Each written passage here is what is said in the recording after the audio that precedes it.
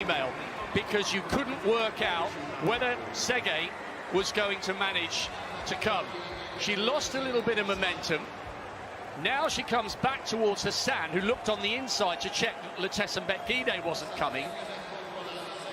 Tsegay bumps arms. There's nothing deliberate in that whatsoever. That is sheer fatigue from two women desperate to take the title. I've had a couple of them in my time, but that is, it did come through. They've played the waiting game, and now they've all got to deliver. They take the bell in the final of the women's 10,000 metres. Sifan Hassan, an extraordinary, iconic athlete, attempting an unprecedented treble here. She came ever so close to being successful in Tokyo. 2 golds and a bronze. Monson running the race of her life for the United States. 300 metres to go. And they're running in lane 3, lane 4.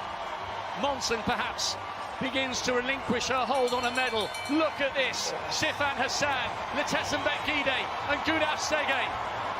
The 3 big stars are delivering a blockbuster finish in Budapest. Hassan looking over her shoulder. Can Gidey find something? It's her title. She's the defending champion. But Gudaf Tsegay is the one on Hassan's shoulder. Hassan kicks again. Gudaf Tsegay, the 1,500 metre specialists, going toe-to-toe over 6.25 miles. Oh, and Gudaf caused Hassan to stumble. It's an Ethiopian 1-2-3. She was coming up on her outside, Gudaf Tsegay. She might have gone past her, but at the very least, Sifan Hassan would have collected the silver. She manages to smile. Gidey goes back across onto the track to console her as she comes across the finish line. The fall has brought blood. There was nothing meant in that by Gudaf Tsegay. She was coming up on the outside. Her leg stumbled with the pain, and as she lost her balance, she knocked Hassan out of her rhythm. And the Dutch woman's aspirations for the first of 3 golds went crashing to the ground, and all 3 medals have gone the way of the Ethiopians, with Gudaf Tsegay taking the title and remaining undefeated in 2023. But that was such a harsh finish, because she and Hassan were going toe-to-toe all the way to the line. What a brutal, dramatic way for our 10,000 metre final to finish. Oh, what a race, what a race. I thought Hassan had the better of Tsegay at one point during that home straight, but yeah, an Ethiopia 1-2-3, that's what there's going to be a lot of cheers back in Addis Ababa, I'm sure, tonight. And that might be fuel to the fire for Hassan to come out and want it even more in her 1,500 and 5K attempts, because I'm sure she'd be devastated not to pick up a medal at least there. What is so disappointing about that from a neutral's point of view, Tay obviously celebrating the fact that she picked up a medal along with Letesenbet Gidey, who couldn't quite successfully defend her title. That was turning into one of the greatest finishes to any 10,000 metre race. We touch each other with the girl. Sorry? I think we touch each other with the girl. And then I was just lost balance and I fall down. We saw you looking behind at some point. Was that? Yeah, I was controlling. I feel really energy. I think maybe in the last 20 meters I lost. I give the heart the last 100 meters, and I think maybe in the last 20 meters, and we touch each other, and I lost the balance and I fall down. We heard that they said that never look back, always look forward. We think that it cost you the race. But I didn't fall, but I didn't fall down because I look back. I think the last 200 meters or something, or 150.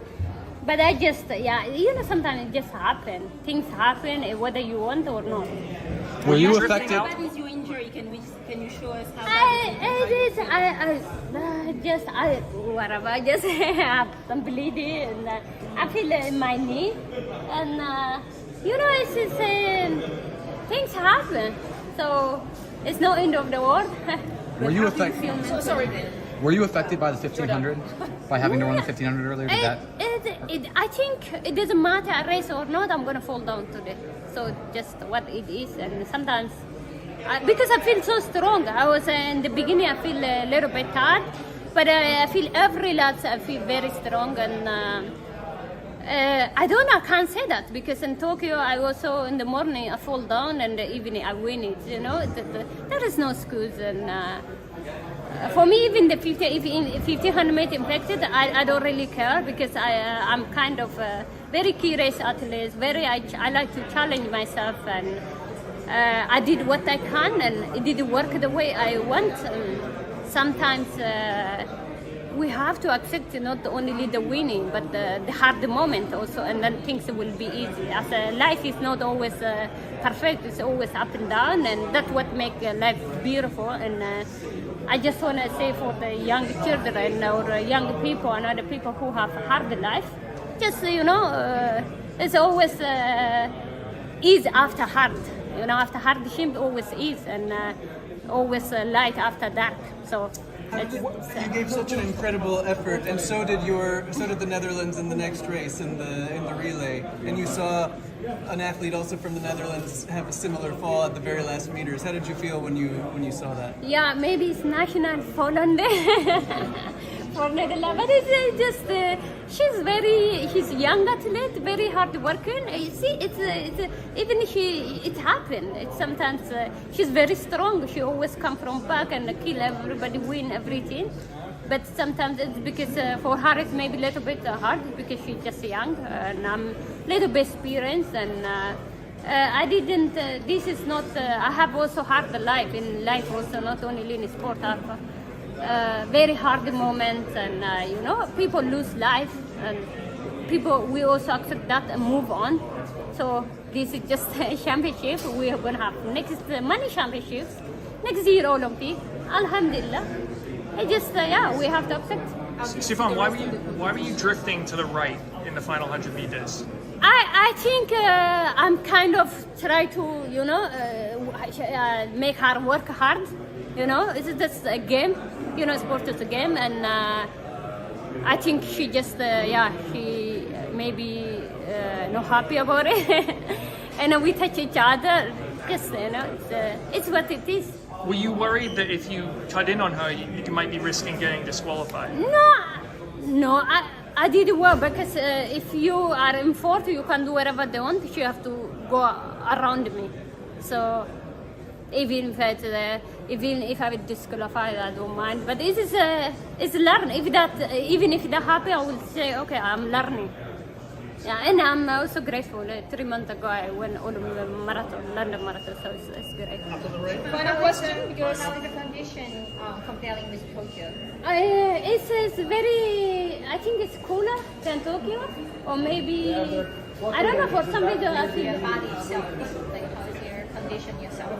Oh, for me, I feel strong. I feel after marathon, I feel very hard to come back to track, but in the last two weeks I feel really strong. That's why I decided to do 3 distance, and I'm grateful. You did in Tokyo, so like a mentally ready? No, it's very hard mentally in Tokyo because here I already done in Tokyo. It is very chilling. I'm more enjoying.